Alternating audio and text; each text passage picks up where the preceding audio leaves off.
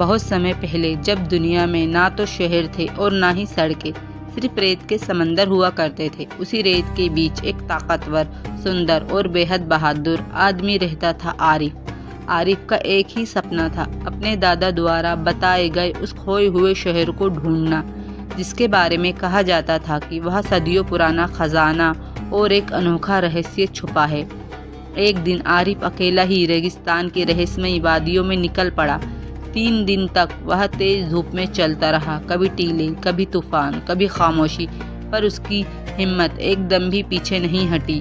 चौथे दिन शाम को जब सूरज नारंगी रंग ओढ़ चुका था, उसे दूर रेत में कुछ चमकता हुआ दिखाई दिया। वह दौड़कर वहां पहुंचा और देखा, रेत के नीचे एक पुराना पत्थर का निशान आधा दबा हुआ था। जैसे ही उसने उस निशान को उठाया, रेगिस्तान में एक तेज आवाज गूंजी और अचानक रेत का एक तूफान खड़ा हुआ। हवा इतनी तेज कि एक आम आदमी डरकर भाग जाता, लेकिन आरिफ वहीं खड़ा रहा। उसकी आंखों में डर नहीं बल्कि एक अलग ही चमक थी। कुछ ही पलों बाद रेत के नीचे से एक विशाल दरवाजा उभर आया। दरवाजा ऐसा था जैसे किसी प्राचीन दुनिया की ओर जाता हो। आरिफ ने गहरी सांस ली और बिना डरे उस दरवाजे में कदम रख दिया।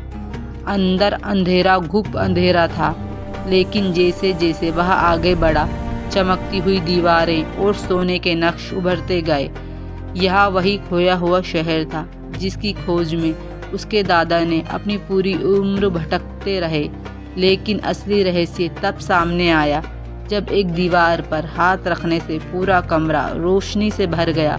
वहाँ एक पुराना शिलालेख लिखा था, जो साहस से आएगा खजाना उसका होगा। और फिर कमरे के बीचों बीच रेत धीरे धीरे हटी और एक सोने का छोटा सा बक्सा दिखाई दिया। आरिफ ने बक्सा उठाया। उसके अंदर सोने, जवाहरात और एक पुरानी तलवार थी।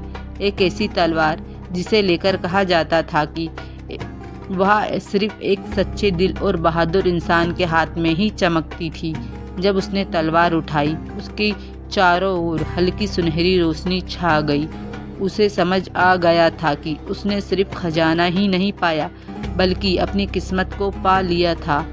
उस दिन के बाद आरिफ का नाम रेगिस्तान की हवाओं में गूंजने लगा।